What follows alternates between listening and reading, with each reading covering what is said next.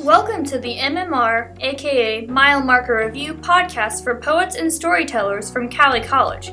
I am your host, Jayden Palmer.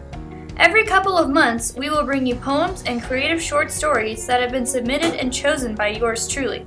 Thanks for being with us.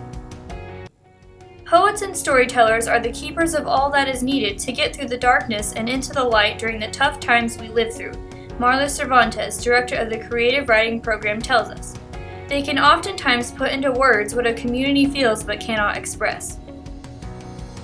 As young adults begin to explore where they belong in the world, writing is a source of great release. Finding out who you are and what you want to do is part of a growing experience. Throughout that time, there are those whose written words are straight from a feeling of frustration or anger, a feeling of sadness or depression, or a feeling of great happiness or contentment. As we begin to listen to those writers, we will be able to feel every feeling they felt when creating their works. First up is Megan Geiger's poem, All People, followed by Deshae Stubbs' Her Mind.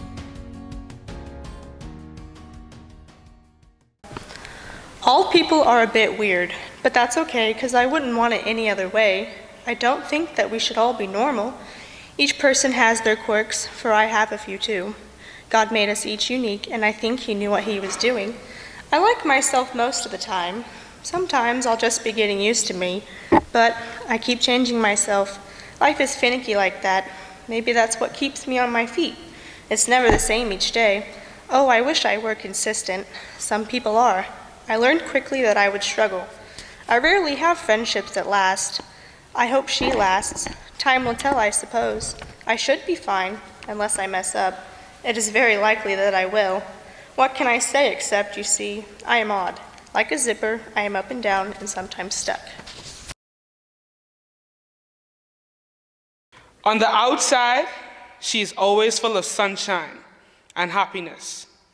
There's almost never time you will see her express a bit of rage. She walks so eloquently, and it seems like she is at peace. Everything she is thinking may never appear on her face, but her mind, oh, her mind. A place of torment which makes hell feel like heaven, so imagine what heaven must feel like. In her mind, there are always new natural disasters surfacing, but the weather reporter seems to tell the same story over and over, which makes me wonder, are new disasters occurring, or have they yet to make landfall? There's a never-ending hurricane for the things she goes through from day to day. A tsunami of thoughts and flashbacks of everything she wished she never experienced. Her mind is always on tornado watch because sometimes her world crashes and everything seems to fall apart. But in the midst of all of that darkness, there is a small utopia of hope in her mind that continually gives her hope. A hope of breaking family ties, a hope of being a strong, independent Black woman her mother and grandmother are, but fought hard to be, a generation changer, or even a nation builder. All she ever wanted was to be this beautiful combination of leather and lace. Not so strong she didn't have a place, not so weak that people didn't see her strength. So she decided not to choose which fabric of her soul to bring into the room. Instead, committed to trusting the weight of being a real woman who doesn't need a counterpart to shrink. This is why, in the midst of the storm, her mind is a beautiful place.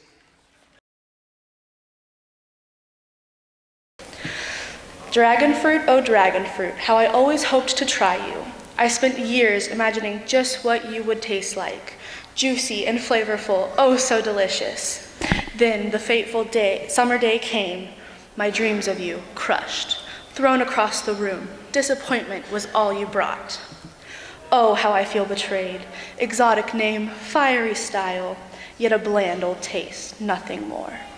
Rest in peace, ye old dragon fruit. With the help of the director of creative writing at Cowley, I chose these first three poems simply because they all brought something different to the table. Writing is about diverseness, not just in race, but in all aspects of life. I had a lot of trouble figuring out what to write for it. I couldn't really think of any ideas, and then it hit me. What about writing a poem? It's about not being able to find ideas. It pains me to think of ideas for this poem of 100 words, yet so many slip through the cracks, fluttering in my mind like birds. What if you write a humorous poem, one full of jokes and memes?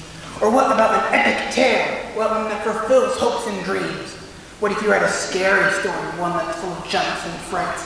Or what about a heroic tale, one full of courage and might? So many new ideas flying through my head, and now it's time for the sun to shine and for me to go to bed.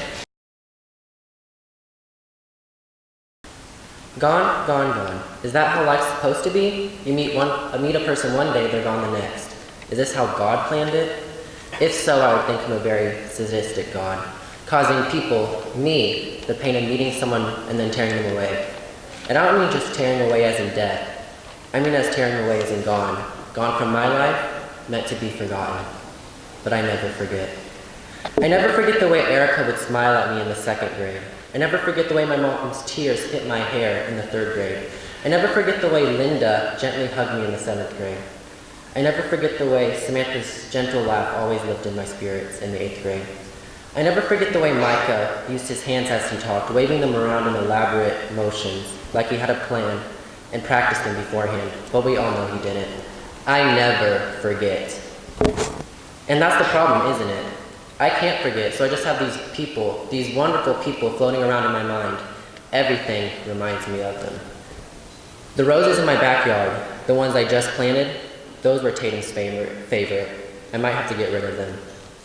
Dry erase markers, black, green, blue, and red. The ones that are in my classroom right now, just like the ones that were in Mrs. Christner's classroom, she was so protective of them, so the students would steal them. The black kitten I just bought from the pet store, Jacob had a kitten just like it. I got her for $60. Same amount Courtney got her prom dress for. The horses with the long flowing manes, just like my dad's hair. Where did this memory come from? I can't remember. And soon I'll never remember when. I'll just remember who. Like Kathy, my band director my freshman year of college, or Torrance, or Jillian, or Bob, or maybe Tristan, the boy I liked when. And then I'll just remember their faces, not their names, not their stories, just their smiles and their hair, and the woman with the furrowed brow, and the man with the red beard, and the girl with the makeup, and the boy with the blue eyes. I hate these faces. I wish I could forget them, destroy them out of my mind, because then I wouldn't have this aching feeling in my stomach, one that goes deep down into my bones. If I forget them, then I wouldn't have to miss them. But maybe soon, I won't have to worry about their faces showing up in my dreams and on my porch when I look into my backyard or my classroom when I'm teaching a lesson. But instead, I'll be haunted by the way it felt when he held my hand, and the way she told me it'd be okay when I was crying, and the way it felt when they told me I would never see her again. But what they don't understand is that it's not her face that'll go first. It's her voice. It's the way it fluctuates. It's the way she told you, I love you. This will leave you and you'll never know when it happened. It'll be in a blink of an eye. One moment it's there, the next it's gone. And then the I love you will seem like it never happened. But I know it did.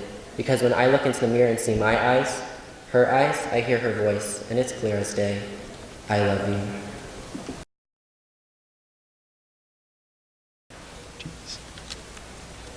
Cleansing flame that burns brighter than the sun, a vengeful spirit with fiery wrath, chasing sinners which into darkness they run.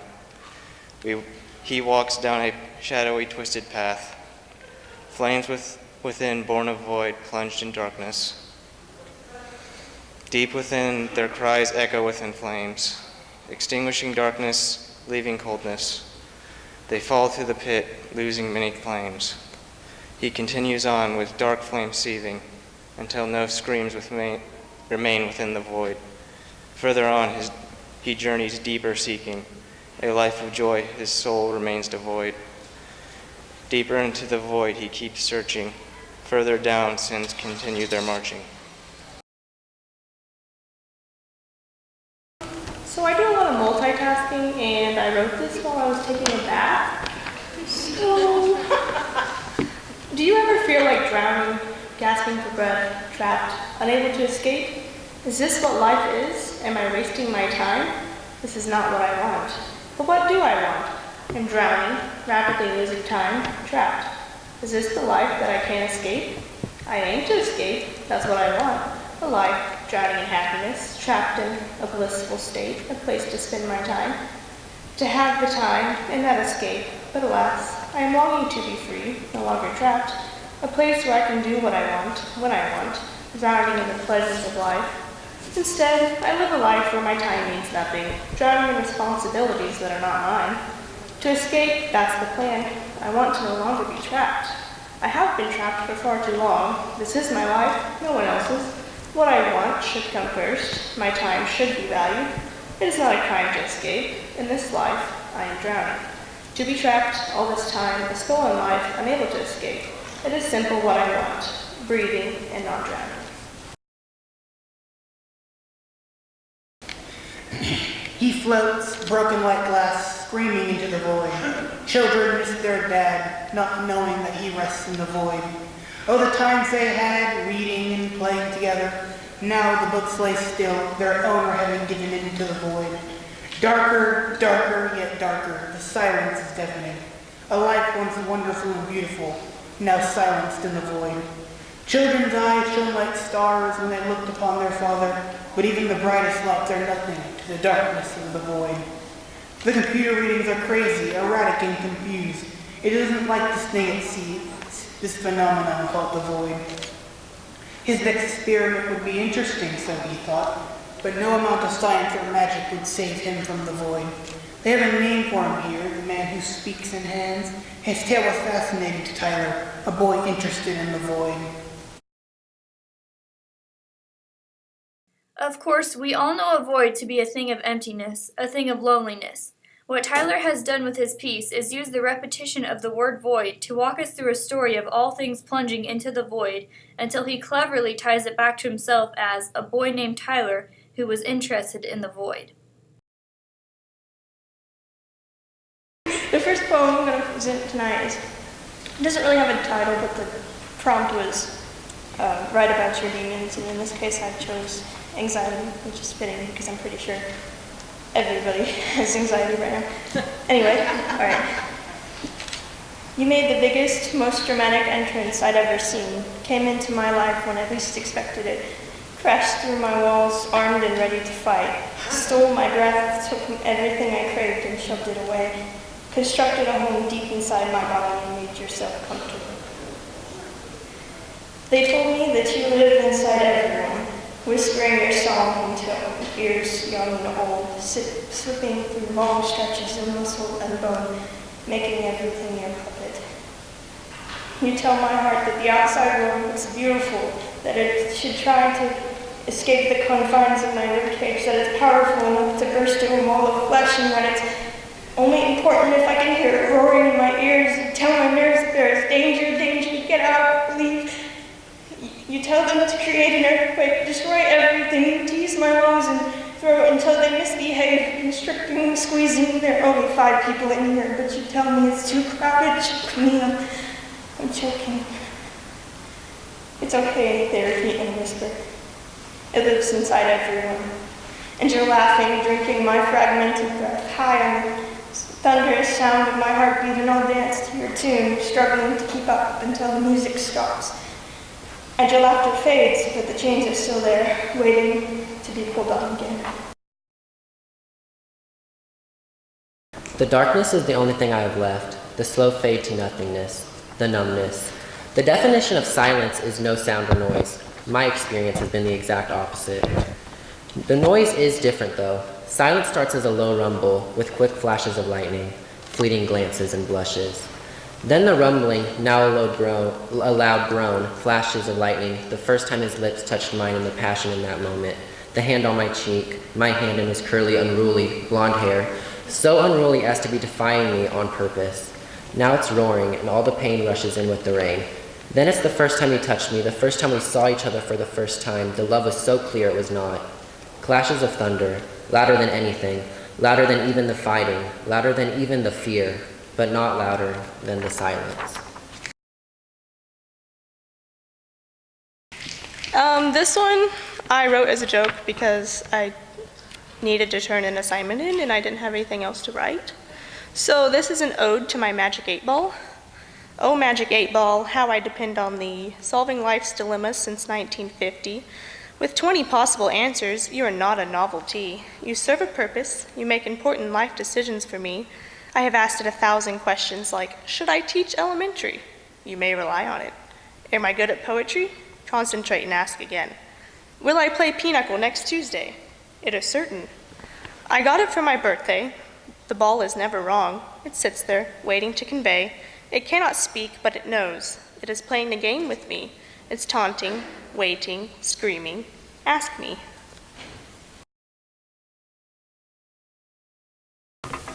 Born into the chains my ancestors wore as they crossed the Atlantic Ocean and were forced to start a new life. Stacked together like inventory, all in a line, packed so closely together. No food, no water, no sunlight for days. Crossing the Atlantic was the longest journey of my lineage. Some of us made it, others didn't, but the ones that did live to tell the story.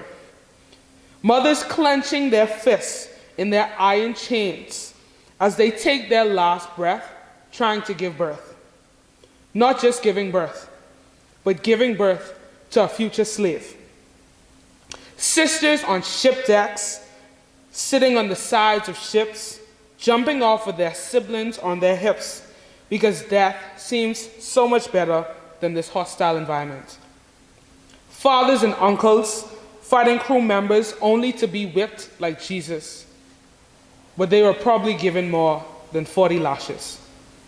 Millions made it across the Atlantic, and millions didn't. The ship finally hits land. Thinking this treacherous journey was about to end, they found out that it was only the beginning. Working for 15 plus hours a day without pay, 1, maybe 2 meals a day, beaten to a pulp, raped, sodomized, killed. Slavery, Jim Crow, civil rights. The chains were no longer on our hands and feet, but they were wreaking havoc in our mind. This poem may ruffle a few feathers, but it's time to hear some truth. As I stand here wrapped in this golden silhouette what we call melanin, thoughts can't stop running through my mind.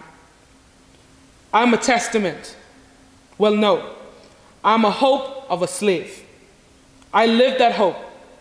I press the mark every day and will remain that hope. Every day I walk outside, I defy the odds. Every day I'm able to see people look at me funny, I defy the odds. Every day I sit in the presence of my white counterparts and feel less than or uncomfortable or even scared, I defy the odds. But at least I have a seat at the table. I have a seat for the people who were taken from their homeland. The ones without a voice, no hope, no sanity, no privacy, no innocence, no real life, no actual freedom. Freedom is a God-given gift, but it was taken away from me. I have to try, even if not for myself, but for the people who hoped for me. Hoped I'd be here in this moment right now. God bless my ancestors who are looking down from heaven at me. There was no particular theme to these overall selections, but I feel even with a particular theme, no works could ever sound exactly the same. All of the students featured in this podcast are from completely different backgrounds. For example, 2 of the works read were from one of our international students, Deshae Stubbs. She is from the Bahamas, where they are currently experiencing tragedy. I had a chance to talk with Deshae and ask her about how writing helps her through tough times like this, and she told me it's really hard for her to be away from home, but being able to put pen to paper was therapeutic for her through that time and many others. Ending with a quote from Deshae, writing allows to captivate and touch the hearts of whoever is reading or listening to your work. It gives people reasons to keep going. writing is an avenue of hope.